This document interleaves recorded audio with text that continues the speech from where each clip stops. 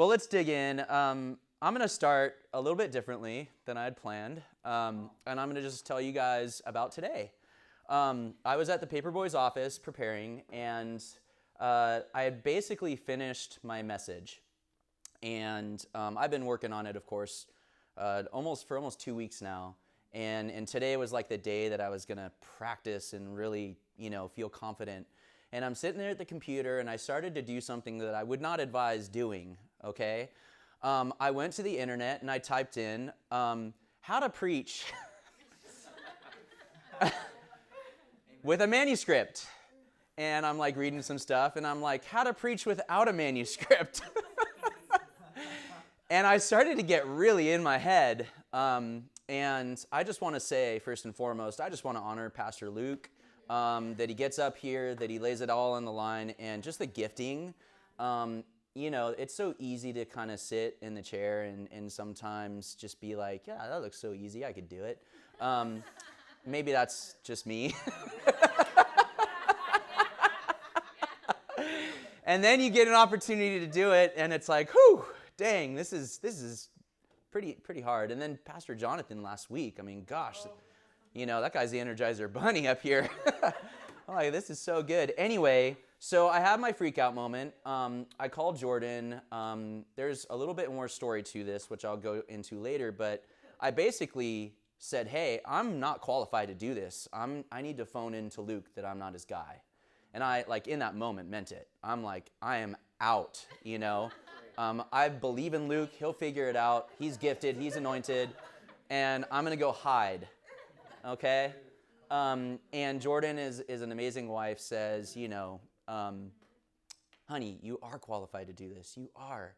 And, at that point, I'm like, I believe her, but I also still felt really unconfident. And anyway, I practiced this thing, and I hop in my car, and I'm driving home, and I felt the Lord just kind of capture the moment.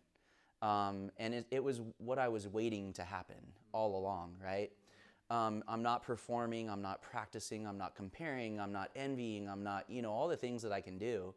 And I heard him say, son, it's not about the messenger, it's about the message.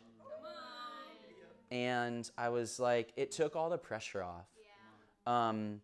And I'll be honest, a big part of this series is based on, a leader with authority that we look to teach us about things like Sabbath, John Mark Comer. And I think in ways I was just totally in an unrested state because I was like, somehow I got to become John Mark Comer in 7 days. And there's no quick workout plan to go from this to that in 7 days.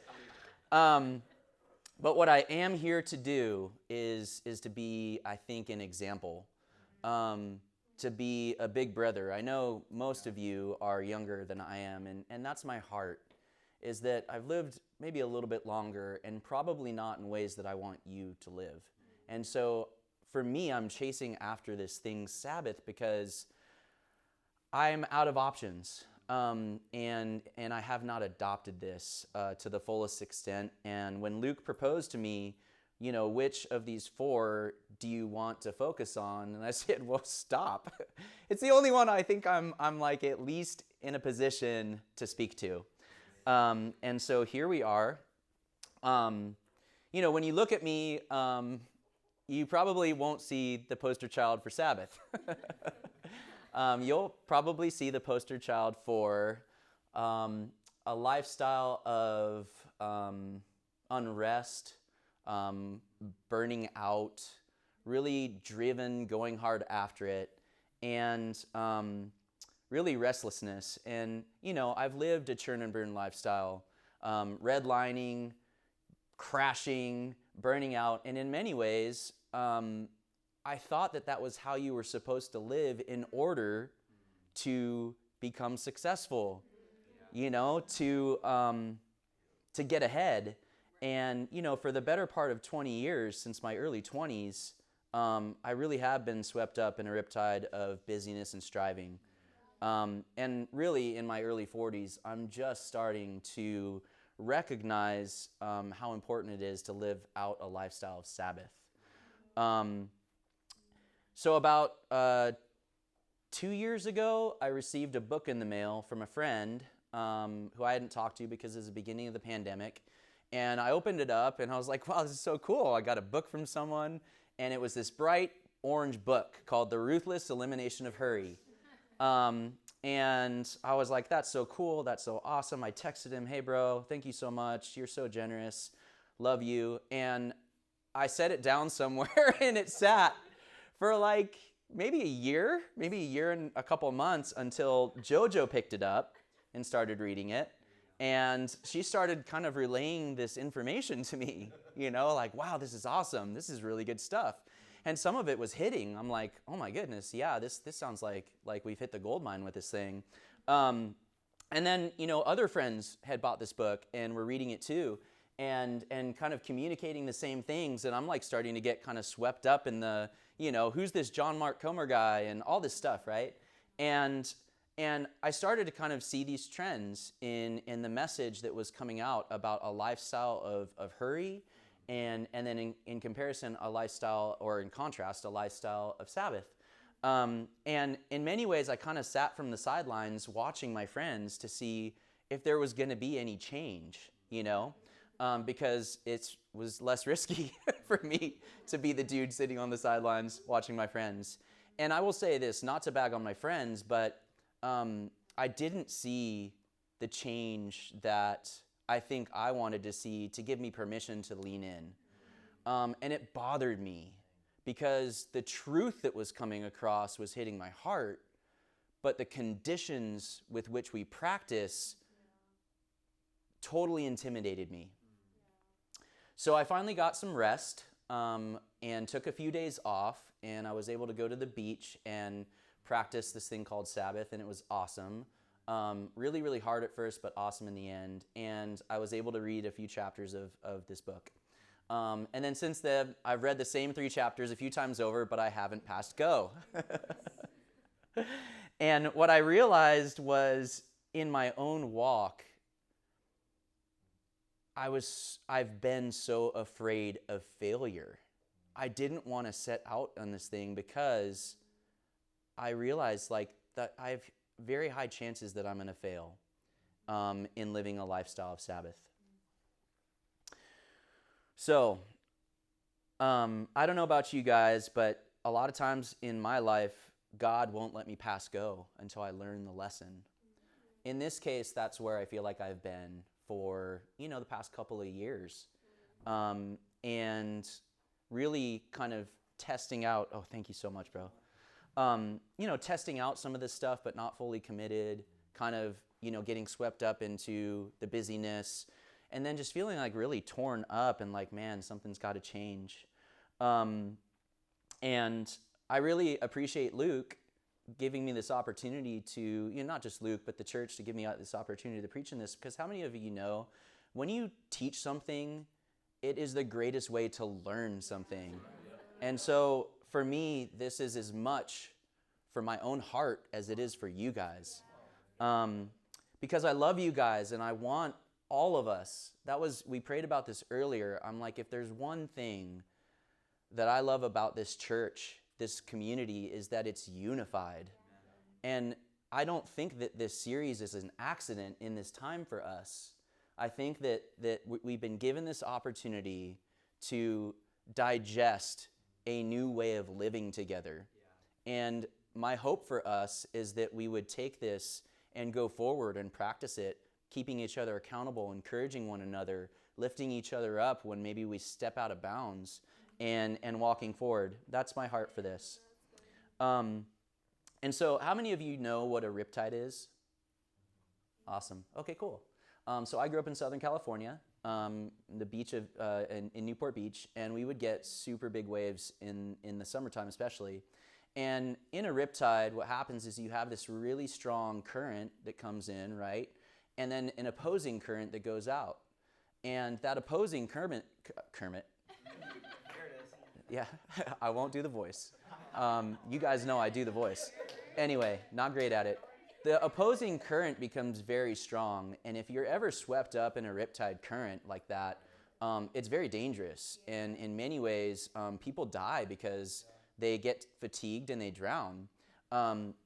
And the best way to get out of a rip current, really, there's only one way. I mean, unless you get saved by a lifeguard, which is embarrassing, but is you swim parallel to the shore. And so you're getting swept out, and you swim parallel to the shore, and then you have a chance to swim in, and you find safety and rest on the beach.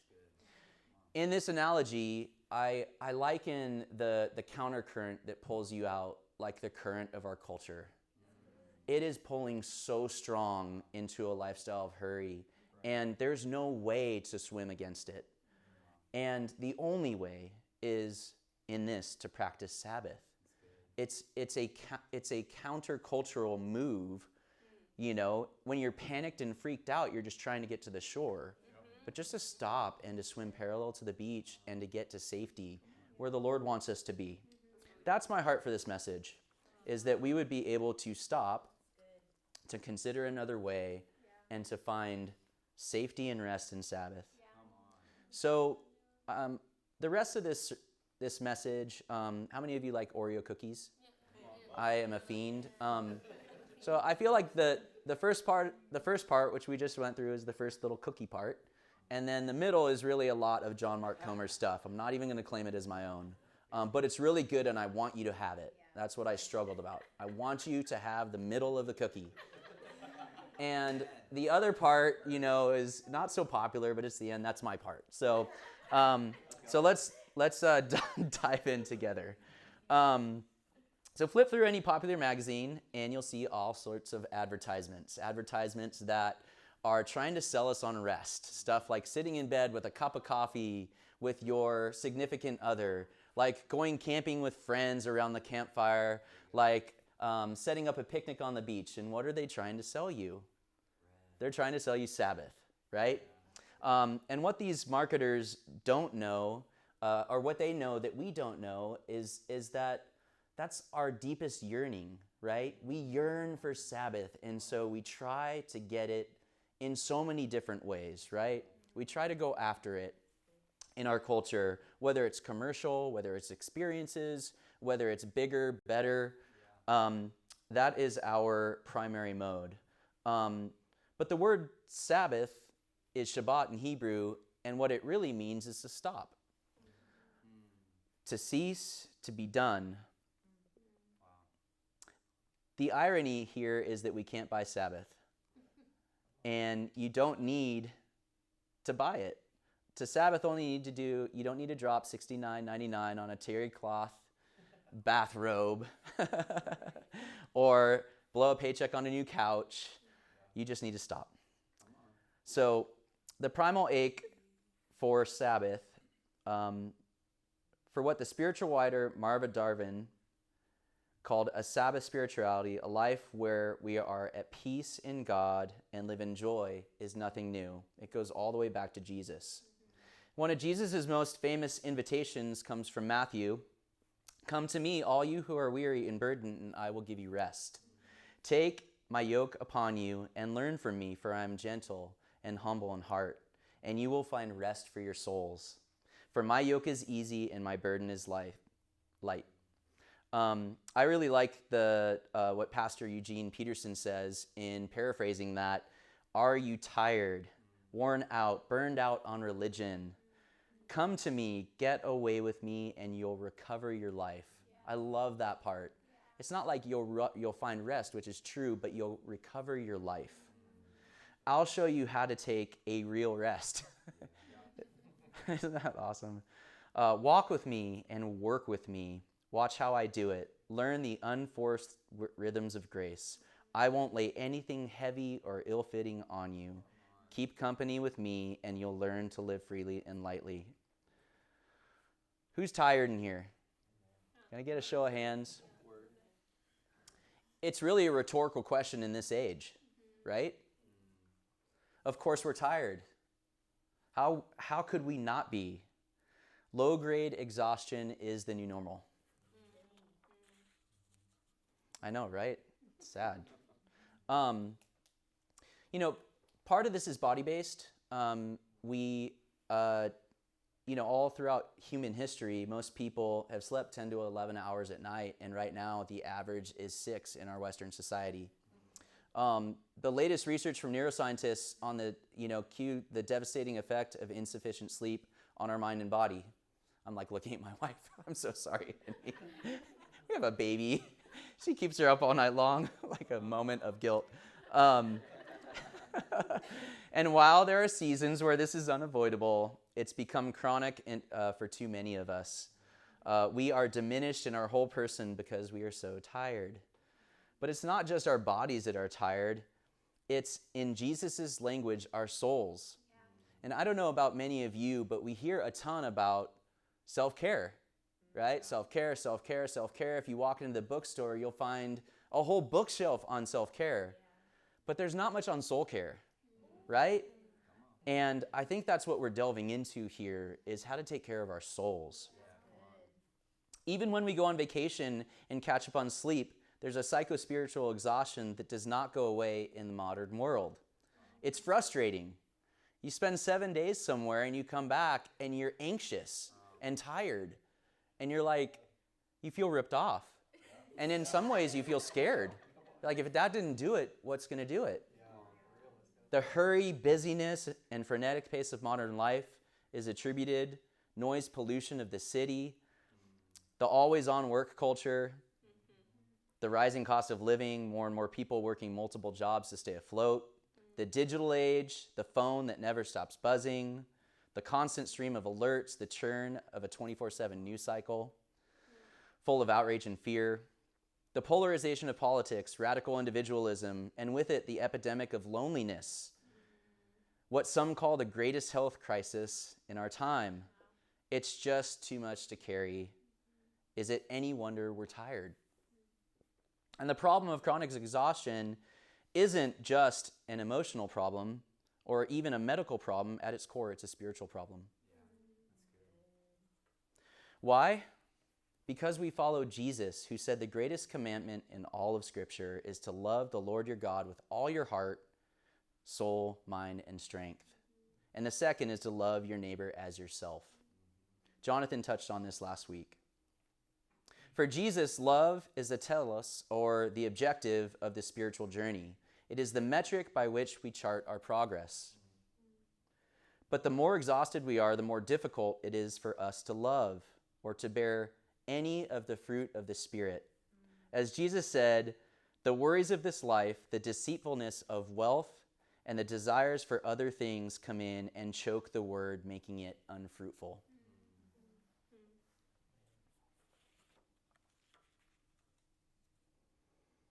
The hard truth is, if love for God and obedience to God are two sides of the same coin, as Jesus seemed to teach, it's hard to love God when you're worn down. When we're tired, we're more prone to sin.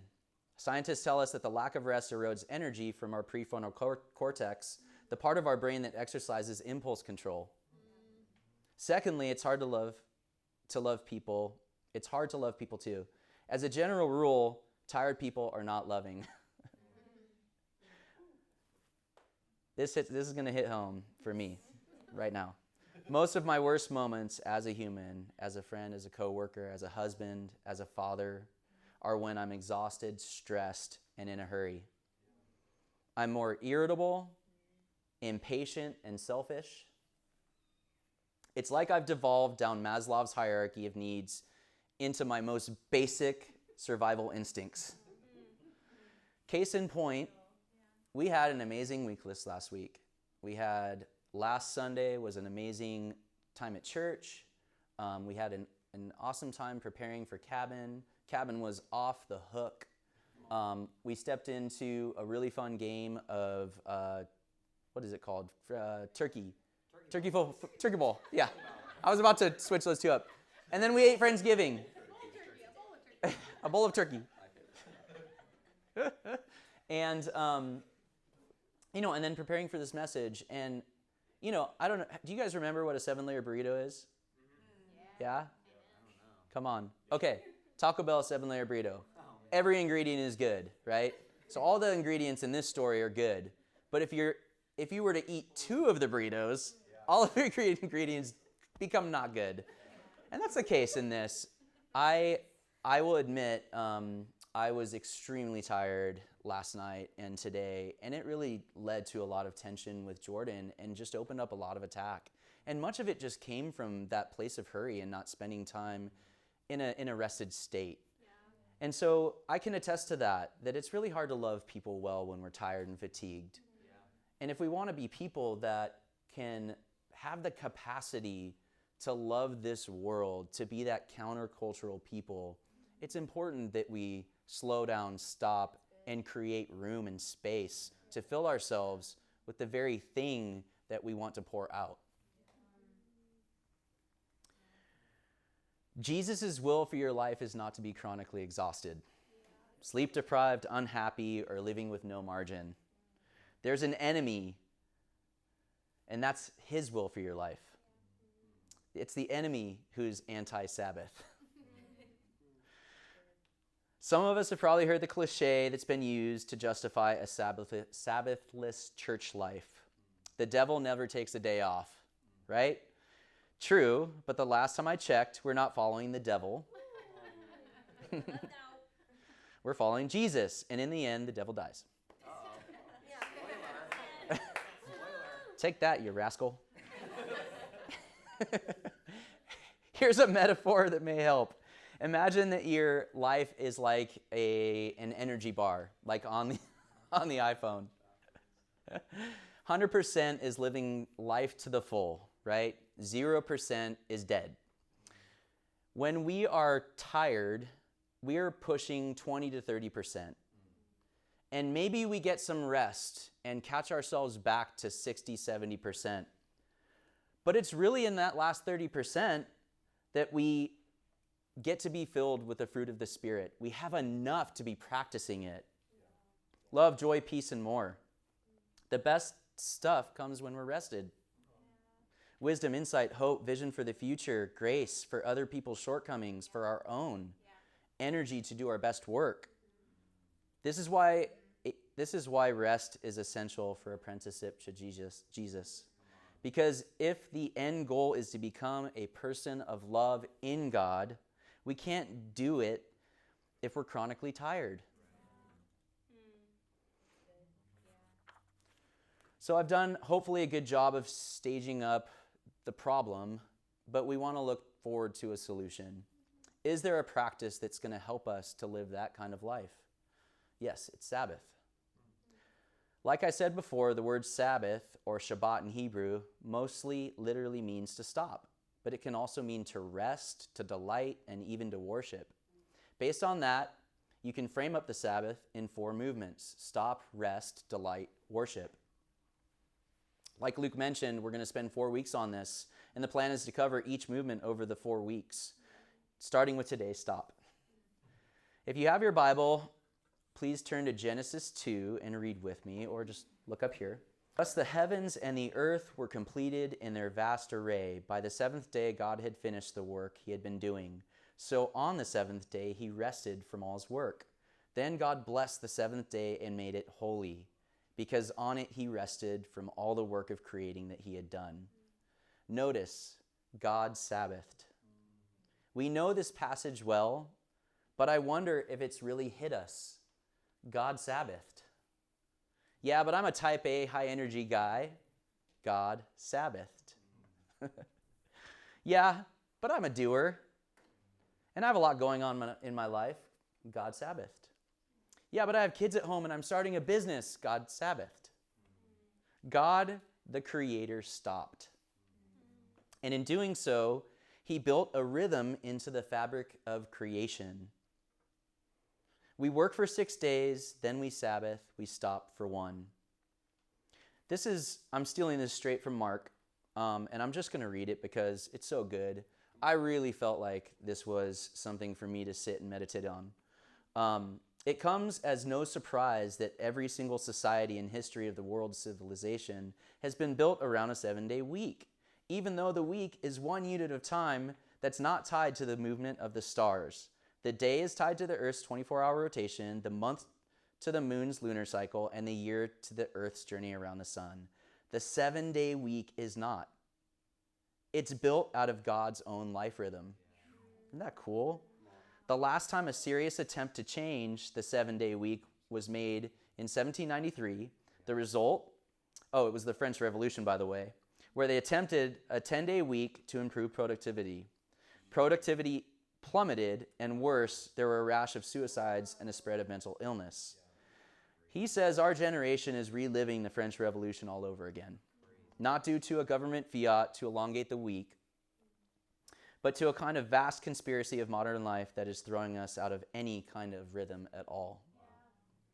The smartphone, electricity, the alarm clock, and more have created a world where we go and we go and we go and we never stop. But God created the human body and the planet itself to be in rhythm. There is a rhythm between day and night, waking and sleeping. There's a rhythm between the noise and activity of spring and summer and the quiet and dormancy of the winter and fall. There's a tidal rhythm between the land and sea that's over all the earth. Within our own bodies, there's a rhythm of the breath as we inhale and exhale. When we lose this sense of rhythm, of pace, of back and forth, we lose our place in humanity. It is our very humanity that gets lost. When we live without Sabbath, we go against the rhythm that God, the Creator himself, built into our body and the fabric of creation. We are not machines. We have a soul, and it is not used to a 24/7 cycle. And the philosopher H.H. Farmer once said, when you go against the grain of the universe, you get splinters. Yeah. This is true on the negative side. When you don't Sabbath, you suffer the consequences. Burnout, stress, trashed immune systems, brain fog, frayed relationships, distance from God. But it's also true on the positive side. When we do Sabbath, we reap the reward. According to John Mark Comer, who lives in Oregon, historians tell a story about pioneers traveling the Oregon Trail. I think that's super cool. Anyone play the Oregon Trail when they were younger? Okay. All right. I was hoping I wasn't too old for that one. Winter was approaching and the group broke into two, with half traveling 7 days a week to get to Oregon in time, and the other half refusing to break Sabbath. The group that practiced Sabbath arrived first. Wow. Isn't that cool? Wow. More recently, a medical study was on one large community of Christians who practiced the Sabbath religiously. The study found that not only were they happier on average than the general population, but they live 11 years longer than most other Americans. One doctor pointed out that if you added up the time devoted to Sabbath over a life, it's right around 11 years. He theorized that for every day that we Sabbath, we add a day to our life. The fact of the matter is the 6-in-1 rhythm is built into the fabric of God's world. Just like gravity or thermodynamics, if you fight it, you'll face the consequences. Which is why later it's commanded by God. Turn to Exodus 19. It's the home of the 10 Commandments, and we'll check out number 4. Remember the Sabbath day by keeping it holy. 6 days you shall labor and do all your work, but the 7th day is the Sabbath to the Lord your God.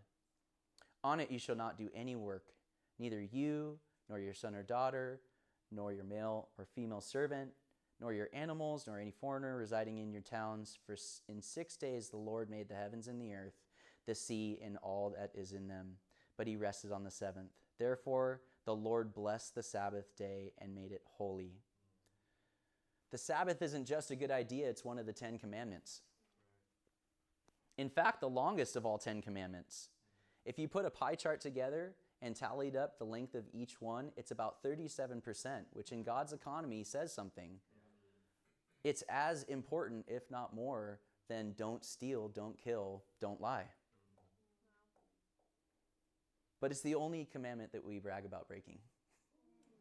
I just worked 2 weeks in a row. I just got 60 emails out. It's the only one.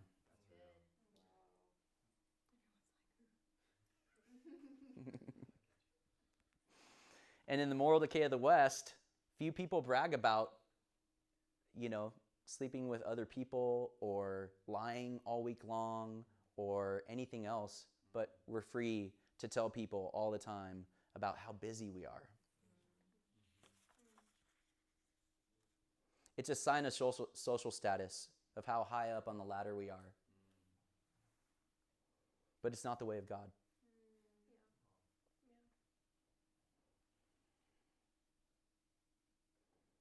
Jesus famously said in Mark 2, the Sabbath was made for people, not people for Sabbath. This is something Jonathan covered last week. He was speaking to a generation that had the opposite problem to ours. They had hundreds of rules around the Sabbath that warped God's intent behind the day. First century Jews needed to hear the second half of that line, which was, the Sabbath was made for people, not people for the Sabbath. But Pastor Jonathan argued last week, most 21st century Christians need to hear the first part, the Sabbath was made for people. Long before the Sabbath is a command in Scripture, it's a gift. From the Creator to you and me and all of creation, from a generous, joyful, loving God that Jesus called the Lord of the Sabbath. Hence the command, remember the Sabbath. What is it that we remember when we Sabbath? We remember that there is a Creator God. We live in His world and it's good. We remember there's a rhythm to creation. We remember that we don't stop when we're finished, because we're never finished. It's never enough. We stop when the rhythm of God built into our bodies says stop. We remember we're not what we do or what we have or what other people think. We are who we are. Ooh, this is a tongue twister. We are who we are because of who we're loved by. There's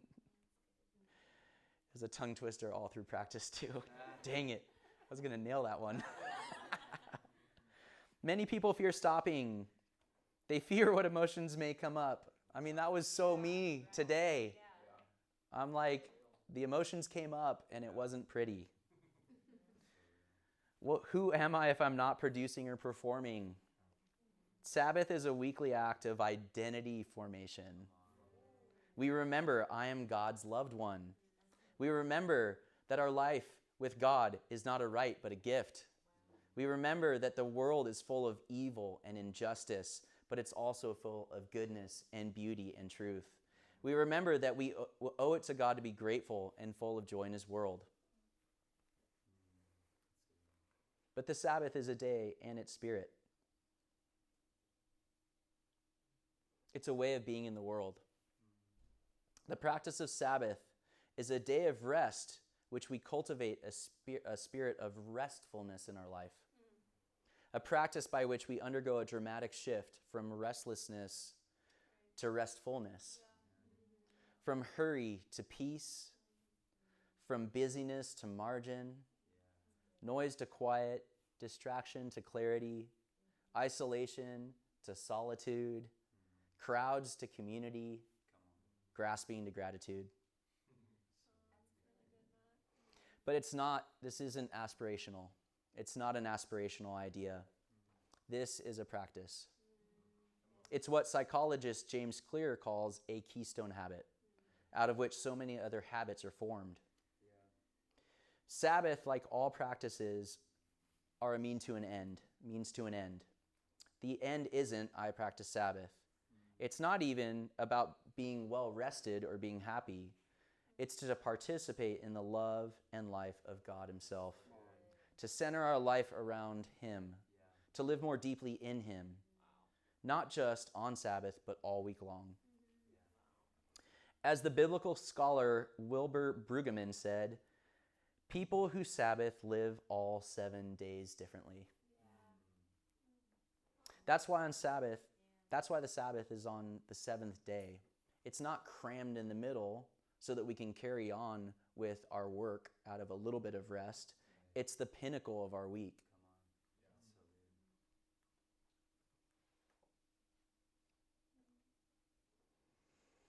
You don't have to have a Sabbathless life of nonstop exhaustion. All of us right where we are, no matter our stage of life can adopt the practice of Sabbath. Yeah. And for myself, I'm so thankful for that.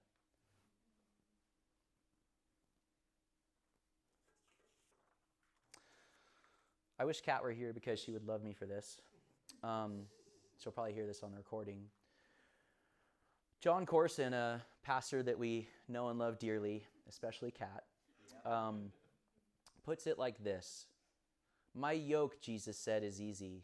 It's not religion, it's relationship. It's not Judaism, it's Jesus. It's not the law, it's love. Sometimes I hear people say, I'm so burdened. It's so tough being a servant. It's so hard to be a brother, musician, a witness. If it's heavy, it's not his burden because his burden is light. If what I'm doing is tough or wearisome to me, then I know it's not the Lord who has placed that burden upon me. His burden is easy. His load is light. Jesus would say to you today, come to me, don't labor under the burdens of Pharaoh like a slave. You'll become weary if you do. Don't become heavy laden under the bondage of sin. It will rob you of your energy. Don't become enslaved by the laws of the Pharisees. You will be weighed down. Just come to me, yoke with me, learn from me, and you will find rest for your souls. Back in the early 2000s, I traveled to Australia a few times to surf and learned that every certain amount of miles on the side of the road, there's these signs that say stop, revive, survive. I don't know why it reminded me of that, but I remember I took it pretty seriously, just didn't want to crash and burn. But it brought me back to that, and I was thinking, what if it were stop, revive, and thrive? My life verse is Romans 12:1 and 2. Therefore I urge you, brothers and sisters, in view of God's mercy, to offer your bodies as a living sacrifice, holy and pleasing to God. This is your spiritual act of worship. Do not conform any longer to the patterns of this world, but be transformed by the renewing of your mind. Then you will be able to test and approve what God's will is, his good, pleasing, and perfect will. If I'm honest, many times I enter into worship and I rely on it to revive me. But I find that I'm just too fatigued and distracted to actually offer the best of myself to God.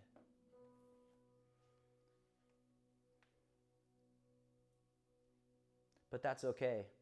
He's simply asking us to stop, rest, delight, and then worship.